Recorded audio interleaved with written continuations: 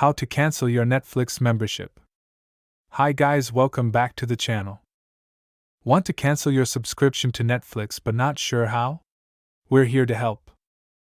In today's video we will show you how to cancel your Netflix membership.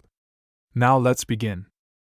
To cancel your Netflix subscription, go to netflix.com in your preferred browser and log into your account. Then click your profile icon in the top right corner.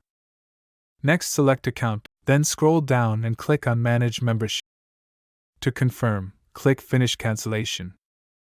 Once you cancel your subscription, you'll still be able to access Netflix until the next date you would have been billed. That's all it takes to cancel your Netflix subscription. For more helpful Netflix tips and tricks, check out our full playlist of Netflix tutorials. We'll have it linked in the description box below. Thanks for watching. If this video was helpful, please give it a like, leave a comment, and share it with your friends. Also, if you haven't as yet, please subscribe to the channel and click the bell icon to get notified as soon as I upload a new video.